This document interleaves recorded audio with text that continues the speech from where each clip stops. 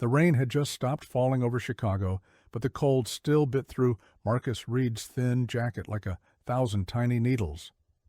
He stood at the bus stop, holding a brown paper bag against his chest, his only meal for the day. A ham sandwich he'd made that morning at 4 a.m., before the sun even thought about rising. His stomach growled, but he ignored it. He was used to ignoring it. Across the street, slumped against the wet brick wall of an abandoned building, sat an old man. His clothes were torn. His beard was long and gray, tangled like forgotten memories. His shoes had holes in them, the kind of holes that told stories of miles walked without destination. And in his hands he held nothing. Not a cup for change, not a cardboard sign begging for help.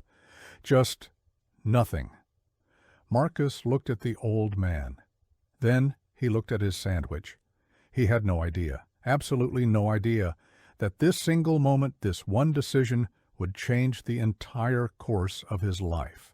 That by the end of this week, he'd be standing in front of a bright red Ferrari, keys in his trembling hand, tears streaming down his face. That the old man across the street wasn't just a homeless stranger, but someone who had been watching him for months, someone who had been waiting for a heart pure enough to pass his final test. But we're getting ahead of ourselves. Let's go back. Back to the beginning, back to the moment when Marcus Reed's life first started falling apart. Marcus was born in a small town in Indiana, the kind of town where everybody knew everybody, and Friday nights meant high school football under the lights. His father, James Reed, worked in a tire factory for 32 years. His mother, Loretta, was a school teacher who believed that kindness was the most important subject anyone could ever learn. It doesn't matter how much money you have, she used to tell young Marcus while tucking him into bed at night. What matters is how you treat people who can do nothing for you. That's the true measure of a man. Marcus carried those words with him like a compass through high school, where he was never the smartest or the most popular, but always the one who helped others. Through his early 20s, when he fell in love with a woman named Angela, a nurse with kind eyes and a laugh that sounded like music. They got married in a small church. No fancy decorations, no expensive dress. Just love. Pure, honest, simple love. A year later, their daughter was born. They named her Lily. And the moment Marcus held that tiny baby in his arms, he made a silent promise. He would give her the world. He would work every job, climb every mountain, and fight every battle to make sure she had a better life than he ever did. For a while it seemed like that promise would be easy to keep. Marcus got a job at a manufacturing plant. Angela continued nursing. They bought a small house with a white fence and a backyard where Lily could play. Life wasn't perfect, but it was good. It was theirs. Then, when Lily was 4 years old, everything changed. It started with a cough. Angela had been tired lately, more tired than usual. She blamed it on long shifts at the hospital, on the stress of balancing work and motherhood, on not sleeping enough. But the cough didn't go away. It got worse. And when she finally went to see a doctor, the news hit them like a freight train. Stage 4 lung cancer. Marcus still remembered the day the doctor delivered the diagnosis. He remembered the white walls of that hospital room, the smell of antiseptic, the way Angela's hand trembled in his, and the single tear that rolled down her cheek before she whispered, "What about Lily?" Not, "What about me?" Not, "Why is this happening?" Her first thought, her only thought, was their daughter. The next 14 months were a blur of hospital visits, chemotherapy treatments, and sleepless nights. Marcus watched the woman he loved slowly fade away like a flower wilting in winter. He held her hand through every treatment. He told her stories to make her laugh. He promised her that everything would be okay, even when he knew it wouldn't be. Angela passed away on a Tuesday morning in March. The sun was shining through the hospital window when she took her last breath.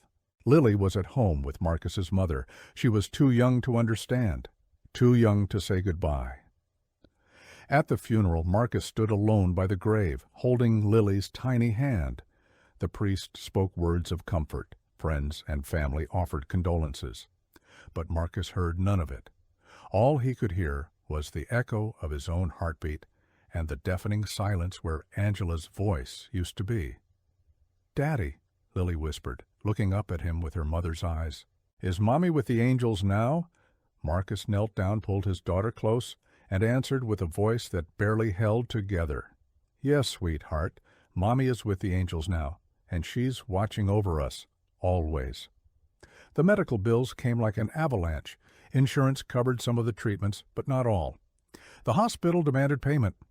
Collection agencies started calling.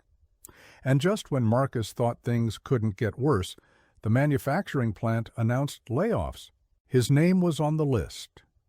Within 6 months of Angela's passing, Marcus had lost his wife, his job, and his house. He sold everything they owned, the furniture, the car, even Angela's jewelry, just to pay off the debts, just to keep his head above water, just to survive. He and Lily moved into a tiny one-bedroom apartment on the rough side of Chicago. The walls were thin, the neighbors were loud, and the nights were cold. But it was all Marcus could afford.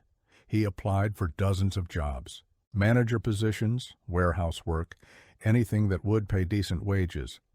But the economy was tough, and the rejections kept coming. Too experienced for entry level, not experienced enough for management. Over and over again. Finally, after 3 months of searching, Marcus got an offer, a janitorial position at a large corporate building downtown. The pay was low, the hours were long, and the work was the kind that most people looked down upon. But Marcus didn't care. "A job is a job," he told himself as he accepted the position, "and Lily needs me to be strong." So Marcus became a janitor. Every morning he woke up at 4 a.m., got dressed in his blue uniform, and took the bus to work. He mopped floors, he cleaned bathrooms, he emptied trash cans, he scrubbed stains that no one else wanted to touch, and through it all he kept his head high. Not because he was proud of his circumstances, but because he knew that pride wasn't about the job you had, it was about how you did it. "Do everything with integrity," his mother used to say, "even if no one's watching, especially if no one's watching." And so Marcus cleaned those floors like they were the floors of a palace. He treated every task, no matter how small, with respect, and he never, ever complained. The executives at the building barely noticed him. To them, he was invisible, just another worker in a blue uniform pushing a mop. They walked past him without a glance, too busy with their important meetings and expensive lunches to acknowledge the man keeping their world spotless. But Marcus didn't mind. He wasn't working for their approval, he was working for Lily, for her future, for the promise he made the day she was born. Every evening after his shift ended, Marcus would rush home to pick Lily up from the elderly neighbor who watched her during the day. Mrs. Patterson was a kind woman who charged almost nothing and loved Lily like her own grandchild. Without her help, Marcus didn't know how he would have survived. He'd make Lily dinner, usually something simple like pasta or soup, help her with her homework, and tuck her into bed with a story. Then, after she fell asleep, Marcus would sit alone in the kitchen, staring at the bills piled on the table, wondering how he was going to make it through another month. Some nights he cried, not in front of Lily, never in front of Lily, but alone in the darkness, he allowed himself to feel the weight of everything, the grief, the exhaustion, the fear. He let the tears fall, and then he wiped them away and got ready for another day. Because that's what fathers do. They carry the weight so their children can fly. 3 years passed. Lily was now 7 years old, bright, curious, and full of life despite everything she'd been through. She had her mother's eyes and her father's quiet strength. Teachers said she was exceptional, kind to other students, quick to help anyone who needed it. "She's got a good heart," Mrs. Patterson told Marcus one day. "Just like her daddy." Marcus smiled at that, but inside he worried. Lily was growing up fast, and her needs were growing too. School supplies, new clothes, field trips, all the little things that added up to more than he could afford. He'd taken on extra shifts at the building, working weekends and holidays just to make ends meet. But it was never enough. It was never, ever enough. Still, Marcus never let Lily see his struggle. He made sure she had food on the table, clothes on her back, and love in her heart. And whenever she asked why they couldn't buy things like other kids had, Marcus would kneel down, look into her eyes, and say the same thing. "We might not have everything, Lily, but we have each other, and that's worth more than all the money in the world." Lily would nod, hug him tight, and whisper, "I love you, Daddy." And in those moments, Marcus knew that he'd made the right choice, that sacrificing everything else was worth it for this, for her.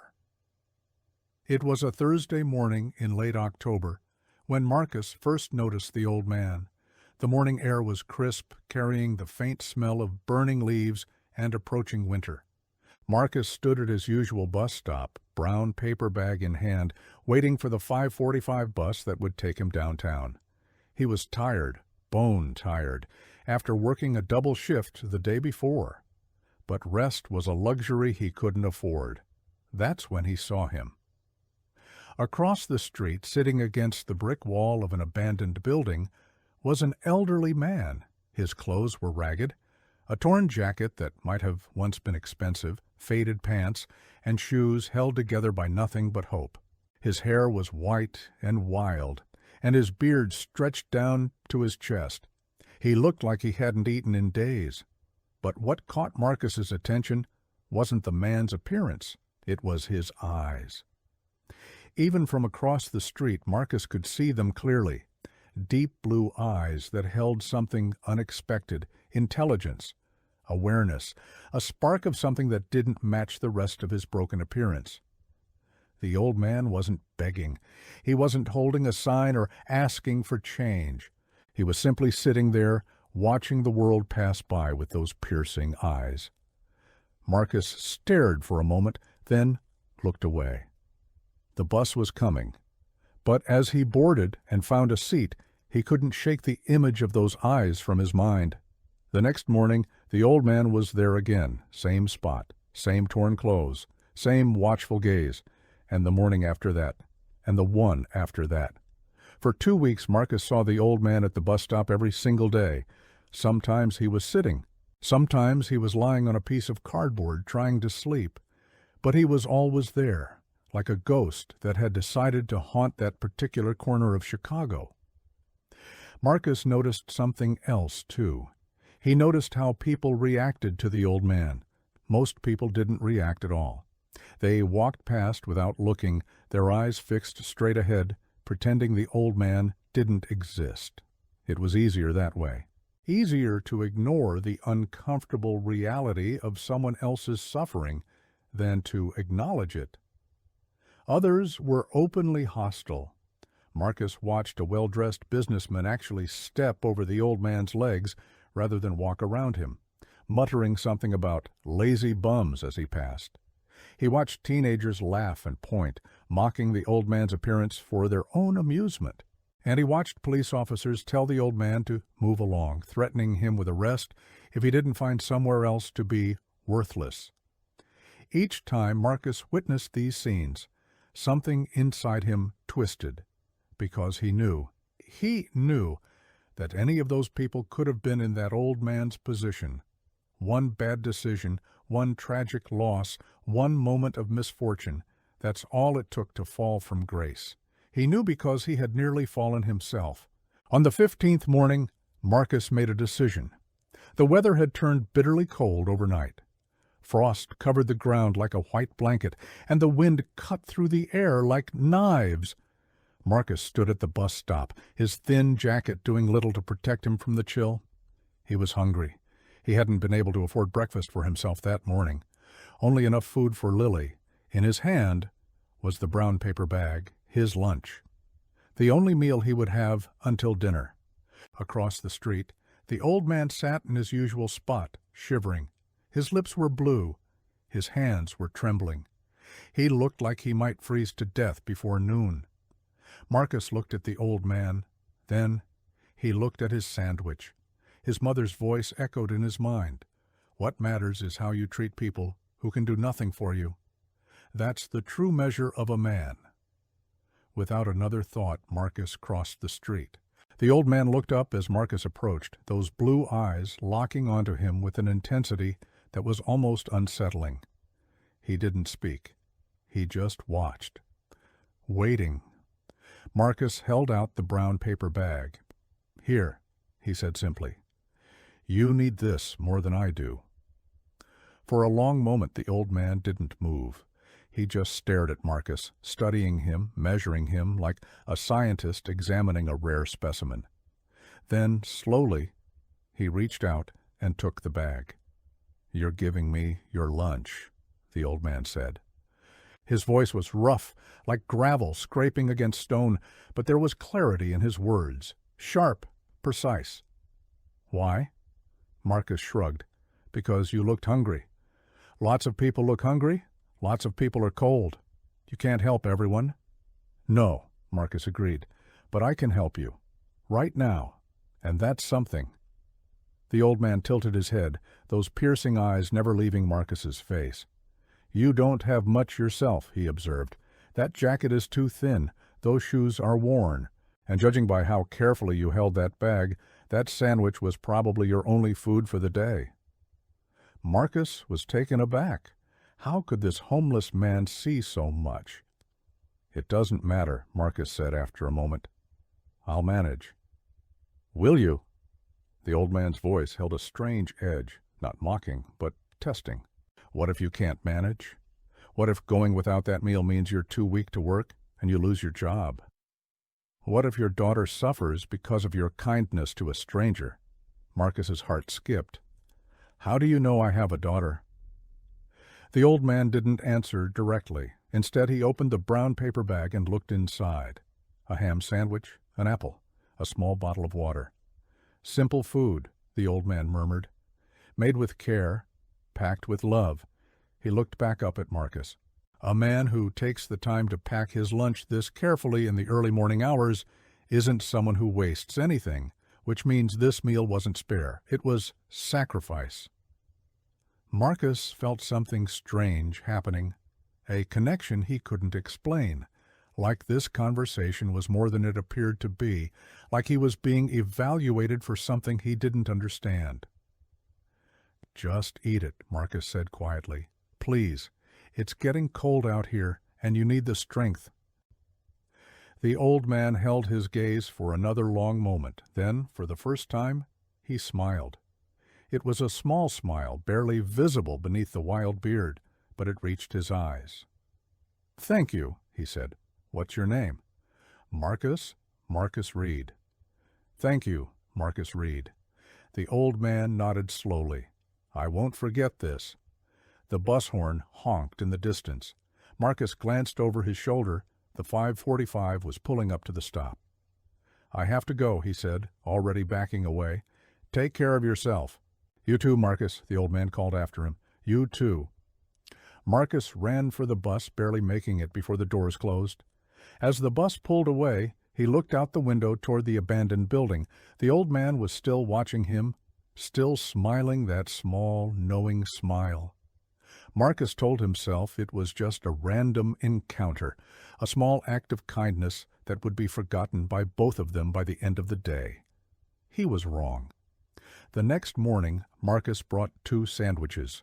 He didn't plan it. He didn't think about it consciously. He just found himself packing an extra lunch at 4 a.m. before his tired brain could talk him out of it. When he got to the bus stop, the old man was there, same spot, same clothes. But something was different. The old man seemed to be waiting for him.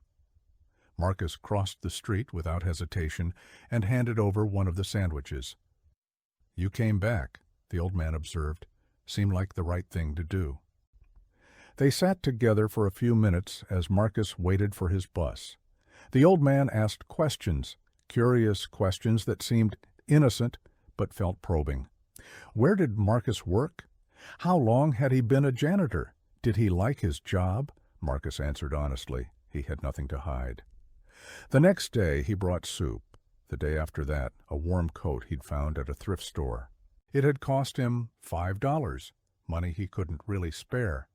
But the temperatures were dropping, and he couldn't bear the thought of the old man freezing.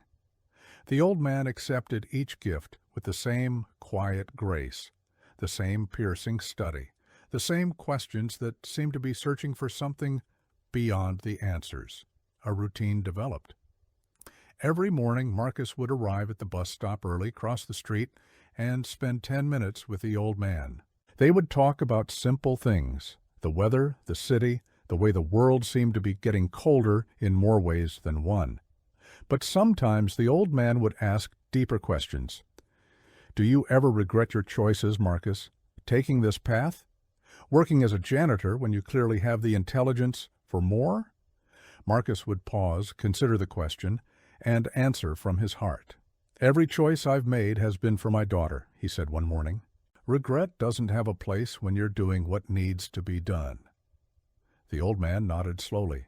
And what about dreams? Do you still have them? Marcus was quiet for a moment. Dreams felt like a luxury now, something from a different life when Angela was still alive and anything seemed possible. I dream about Lily graduating college someday, he finally said. I dream about her having opportunities I never had, about her being happy, safe, loved. He paused. That's enough for me. What about dreams for yourself? Marcus smiled sadly. Fathers don't get to have dreams for themselves. They give them to their children. The old man studied him for a long time after that answer. When the bus arrived, he spoke just one sentence before Marcus turned away. You have a good heart, Marcus Reed. Don't let the world break it. 3 weeks into their routine, Marcus arrived at the bus stop to find the old man gone. The spot where he usually sat was empty, no cardboard, no torn blankets, nothing but the bare brick wall and the cold Chicago wind. Marcus felt a strange emptiness in his chest. He'd grown attached to those morning conversations, those quiet moments of connection with another human being who saw him, truly saw him, when the rest of the world looked right through. He waited at the bus stop, hoping the old man would appear, but the bus came and went, no sign of him. The next morning was the same, and the next. A week passed, then 2. Marcus told himself he was being foolish. The old man was a homeless stranger who had probably moved on to another city, another corner, another chapter of whatever life he was living. That was how it worked. People came and went. Nothing was permanent. But still, Marcus found himself looking at that empty spot every morning, still hoping, still wondering. He had no idea that those 2 weeks of absence were not abandonment. They were investigation. The old man's name was not on any homeless registry. He had no record with any shelter, no history with any church or charity. That's because the old man was not homeless. His name was Walter Crane, and he was one of the wealthiest men in America. Walter had built his fortune from nothing, a brilliant inventor and businessman who had created technologies that changed the world. He held patents worth billions. He owned stakes in companies that most people used every single day without knowing it. His net worth, at last estimate, was somewhere north of $12 billion, but numbers meant nothing to Walter anymore. 78 years old and facing his own mortality, Walter had come to a profound realization. Money couldn't buy the things that mattered most. It couldn't buy back the years he'd lost chasing success. It couldn't buy him a family. His wife had died 2 decades ago and they'd never had children. And it certainly couldn't buy him peace. What troubled Walter most was the state of the world he was leaving behind, a world where kindness was rare, where people stepped over the suffering without a second glance, where the measure of a man was his bank account, not his character. So Walter had started a project, a personal mission that consumed his final years. He called it the Test. For the past 5 years, Walter had been traveling across America, disguising himself as a homeless man and sitting on street corners, watching, waiting, observing how people treated those who appeared to have nothing, those who couldn't offer anything in return. He had sat in front of churches and watched congregants walk past him on their way to pray. He had positioned himself outside fancy restaurants and watched wealthy diners avert their eyes. He had tested hundreds, maybe thousands, of people, and almost all of them had failed. Oh, some gave pocket change, a few tossed food, but real kindness, consistent, sacrificial, genuine kindness that expected nothing in return, was almost impossible to find. Then Walter came to Chicago, and then he met Marcus Reed. The first time Marcus gave away his lunch, Walter was intrigued. The second time, with the soup, Walter was impressed. But it was the coat that truly captured his attention. Walter had watched Marcus carefully after that morning. He'd seen the thin jacket Marcus wore, the worn shoes, the careful way he counted his bus fare, making sure he had exactly enough, and he understood immediately what that $5 thrift store coat represented. It wasn't spare money, it was sacrifice. Marcus had given Walter warmth at the cost of his own comfort, had prioritized a stranger's well-being over his own financial stability, had done so without hesitation, without expectation, without any thought of reward. In 5 years of testing humanity, Walter had never, not once, seen anything like it. So he disappeared for 2 weeks, not because he wanted to, but because he needed to be sure. Walter hired private investigators, the best in the country. He told them to dig into Marcus Reed's life, every corner, every shadow, every secret. What they found only deepened Walter's conviction. Marcus Reed was exactly who he appeared to be, a widower who had lost his wife to illness, a father who worked endless hours at a thankless job to support his daughter, a man who had lost everything, his wife, his home, his career, and had never once become bitter, never once stopped helping others, never once let the darkness of his circumstances extinguish the light in his heart. The investigators found records of Marcus volunteering at a soup kitchen on his rare days off. They found stories from co-workers about how he'd covered shifts for single mothers and lent money to colleagues who needed it more. They found teachers at Lily's school who spoke about how well-adjusted and kind the little girl was, a direct reflection of her father's parenting. Every single piece of evidence pointed to the same conclusion. Marcus Reed was that rarest of creatures, a genuinely good man. Walter made his decision. On a cold Saturday morning in mid-November, Marcus received a phone call. He was at home, helping Lily with her homework, when his old cell phone buzzed with an unknown number. Normally, he would have ignored it. Unknown numbers usually meant bill collectors or spam. But something made him answer. "Hello? Mr. Marcus Reed?" The voice on the other end was professional, crisp. "My name is Richard Holmes. I'm an attorney representing a client who wishes to meet with you." Marcus frowned. "An attorney? I haven't done anything wrong." "No, sir, you haven't. Quite the opposite, actually. My client has been observing you and wishes to thank you personally for your kindness. Would you be available to meet tomorrow morning at 10 o'clock? "Observing me? Who is your client?" "I'm not at liberty to say over the phone, Mr. Reed, but I can assure you this is not a prank or a trap. My client is a legitimate businessman who means you no harm. In fact, I believe he intends to offer you something significant." Marcus was suspicious. In his experience, nothing good ever came from mysterious phone calls offering something significant. But there was something in the attorney's voice that gave him pause, a sincerity he couldn't quite dismiss. Where would this meeting take place? "At the Ritz-Carlton, Chicago, penthouse level. I'll leave your name with security. You'll be escorted directly to the private suite." Marcus almost laughed. The Ritz-Carlton? Penthouse level? This had to be some kind of joke. "I don't think—" he started.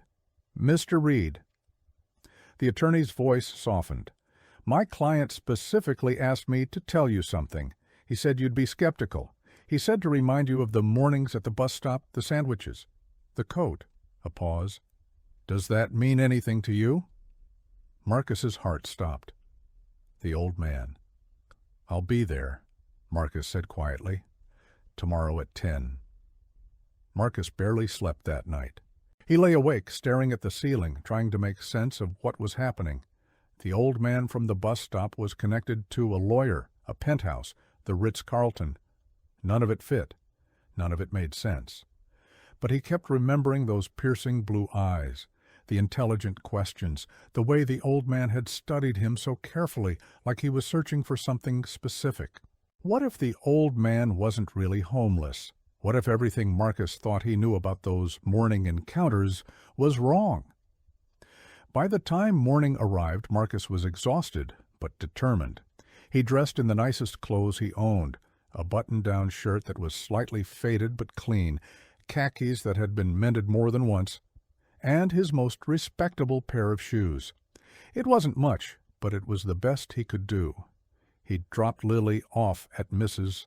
Patterson's, promising to be back soon, and took the bus downtown. The Ritz-Carlton Chicago towered over him like a palace from another world. Marble floors, crystal chandeliers, staff in pristine uniforms moving with purpose and precision.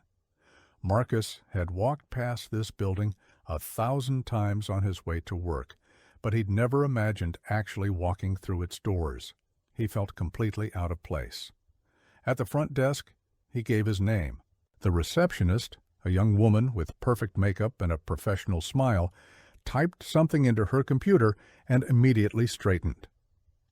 "Mr. Reed, of course. You're expected. Please follow me." She led him to a private elevator that required a special key. The doors closed and they rose smoothly upward, floor after floor after floor, until finally the elevator opened onto a hallway that contained only one door, the penthouse. "Right this way, sir." The receptionist knocked once, then opened the door and stepped aside. Marcus walked in. And there, standing by the floor-to-ceiling windows overlooking the Chicago skyline, was the old man from the bus stop. Only he didn't look like an old man anymore. His wild hair had been trimmed and styled. His scraggly beard was now a neatly groomed silver. He wore a tailored suit that probably cost more than Marcus made in a year, and those blue eyes, those sharp, piercing, intelligent eyes, sparkled with something that looked almost like joy. "Marcus Reed," the old man said, turning to face him fully. "Welcome." Marcus couldn't speak. His mind was racing, trying to reconcile the image before him with the homeless man who had shivered on the street corner. "Please," the old man continued, gesturing to a chair, "sit down. We have much to discuss." "My name is Walter Crane," the old man began once Marcus was seated, "and I owe you an apology." Marcus found his voice. "An apology? For what?" "For deceiving you." Walter sat down across from him, his movements precise despite his age. "I wasn't homeless, Marcus.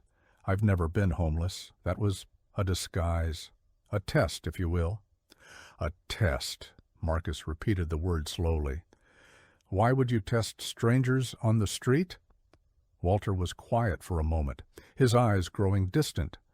"Let me tell you a story," he said finally. "When I was young, probably around your daughter's age, my family had nothing. My father worked 2 jobs. My mother took in laundry. And there were nights when dinner was just bread and water, because that's all we could afford." He leaned back in his chair, his gaze fixed on some point beyond the windows. "One winter, when I was 8 years old, my father lost both his jobs in the same week. No warning, no severance.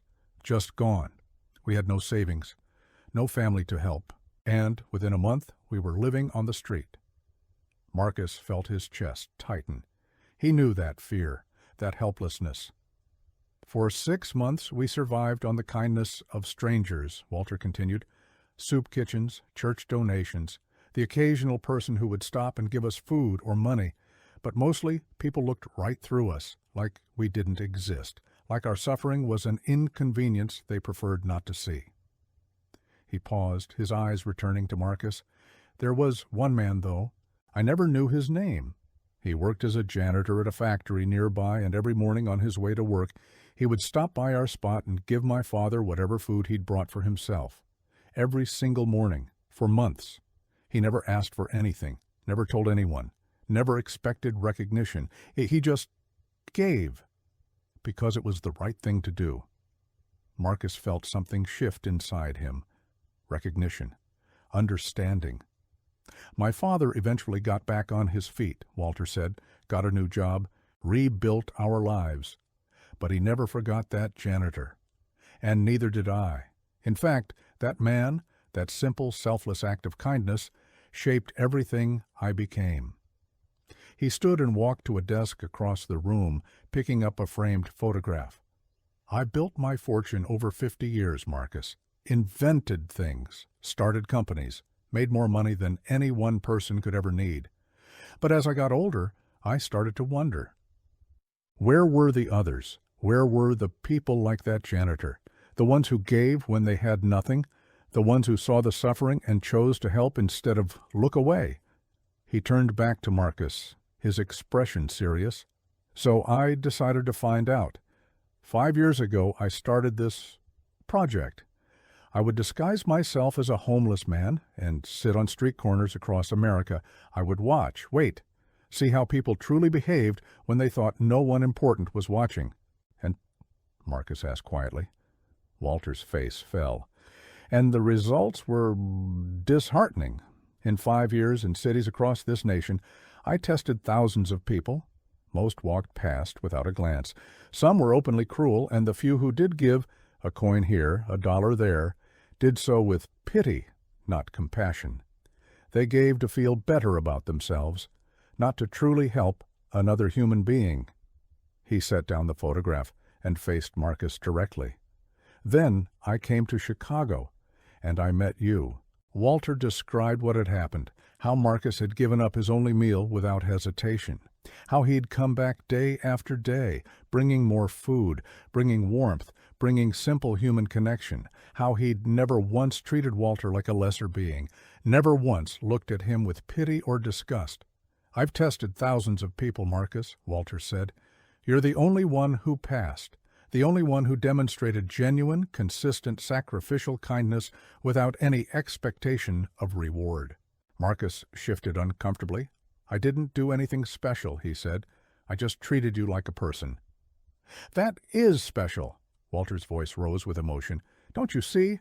In a world where people step over the suffering without a second thought, treating someone like a person is extraordinary. It's rare. It's precious. He walked to the window, his back to Marcus. I'm 78 years old, he said quietly. I don't have much time left. And I've spent the last 5 years searching for someone worthy, someone who could restore my faith in humanity, someone who could prove that the world my parents taught me to believe in, a world where kindness matters, still exists. He turned around. You, Marcus Reed, you're that someone. Marcus didn't know what to say. His head was spinning. This man, this billionaire, had been watching him for weeks, had tested him, had investigated his entire life. It felt invasive and flattering and overwhelming all at once. I don't understand, Marcus finally managed. What do you want from me? Walter smiled. Nothing. That's the point. You gave without wanting anything in return, so now I'm going to give without wanting anything in return. He pressed a button on his phone, and the door opened. A young man in a suit entered, carrying a leather folder. This is Richard Holmes, Walter said. The attorney who called you. He has some paperwork for you to review. Richard set the folder on the table in front of Marcus and opened it to reveal a stack of official-looking documents. Mr. Reed, Richard began, Mr. Crane has established a charitable trust in your name. The trust contains assets totaling $50 million. Marcus stopped breathing. The funds will be used to support you and your daughter for the rest of your lives, Richard continued. Additionally, full college tuition for Lily at any university of her choice has been prepaid. There's also a trust for her children, should she have any, ensuring that your family will never again face financial hardship. Marcus's hands were shaking. I can't accept this. It's too much." "There's more," Walter said gently. Richard turned to another page. "Mr. Crane has also created a foundation in your name, the Reed Foundation for Kindness. This foundation will have an operating budget of $10 million annually to identify and support families in crisis across America. You, Mr. Reed, will serve as the chairman of this foundation, with a salary commensurate with that position." Tears were forming in Marcus's eyes. "Why? Why would you do this for me?" Walter crossed the room and stood before Marcus. For a moment he wasn't a billionaire or a mysterious philanthropist. He was just an old man with kind eyes and a heart full of purpose. "Because 50 years ago, a janitor gave my father food when we had nothing. Because that act of kindness gave my father the strength to keep going. Because it saved our family." He placed a hand on Marcus's shoulder. "I spent my whole life trying to repay that debt. And now, through you, I finally can." There was one more gift. After the paperwork was explained, after Marcus had slowly begun to process the impossible reality that his life was about to change forever, Walter led him to the window. "Look down there," Walter said, pointing to the street below. Marcus looked. On the corner, parked at the curb, was a bright red Ferrari. It gleamed in the morning light like a jewel. "I didn't know what kind of car you'd want," Walter admitted, "but I thought, why not start with something memorable?" He reached into his pocket and pulled out a set of keys. "This is yours, Marcus." Marcus stared at the keys, at the Ferrari, at the old man who had turned out to be someone entirely different than he appeared. "I can't drive a Ferrari," Marcus said helplessly. I'm a janitor. What would I do with a Ferrari?" Walter chuckled. "You're not a janitor anymore, Marcus. You're the chairman of a foundation that's going to change lives. You're a father who can finally give his daughter everything she deserves. You're a good man who's been rewarded for being exactly who you are." He pressed the keys into Marcus's palm. "Take it. Drive it or sell it and buy something practical. I don't care. What matters is that you know, truly know, that kindness is never wasted, that every sandwich you gave me, every morning you spent talking to an old stranger who had nothing to offer, it all mattered. It all counted." Marcus looked at the keys in his hand, and for the first time in years, maybe for the first time since Angela died, he felt something he had almost forgotten. Hope. 2 hours later, Marcus stood on the sidewalk beside the Ferrari, still holding the keys, still trying to believe any of this was real. Richard had explained everything in detail: the trust, the foundation, the processes for accessing funds, for hiring staff, for beginning the work that would define the next chapter of Marcus's life. It was overwhelming and terrifying and exhilarating all at once. But none of it felt real until Marcus did one specific thing. He got in the Ferrari. The leather seat hugged him like an expensive embrace. The dashboard gleamed with buttons and screens he didn't understand. The engine, when he turned the key, purred like a satisfied cat. And Marcus Reed, single father, widower, janitor, survivor, started to cry, not from sadness, not from grief, but from the overwhelming, crushing weight of a moment he never could have imagined, a moment where kindness had been repaid 1,000-fold, where every sacrifice had been seen, where every struggle had been recognized. He thought of Angela, of the promise he had made to give Lily the world, and he knew in the depths of his soul, that this wasn't just luck, it wasn't coincidence. It was the universe's way of saying that good things come to those who do good, even when no one is watching. Especially when no one is watching. Marcus drove to Mrs. Patterson's house to pick up Lily. When the little girl came running out the front door, she stopped dead in her tracks at the sight of the red car in the driveway.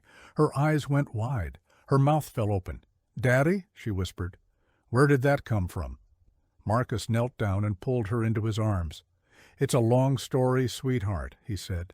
But you know how Daddy always told you that being kind is the most important thing? Lily nodded, her eyes still fixed on the Ferrari. Well, today, someone was kind back. Someone saw all the good we've been doing, and they wanted to say thank you. But who? Lily asked. Who would give us a car like that?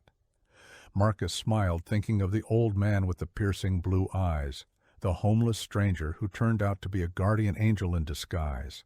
Someone who believes in the same thing we believe in, Lily. Someone who knows that kindness matters.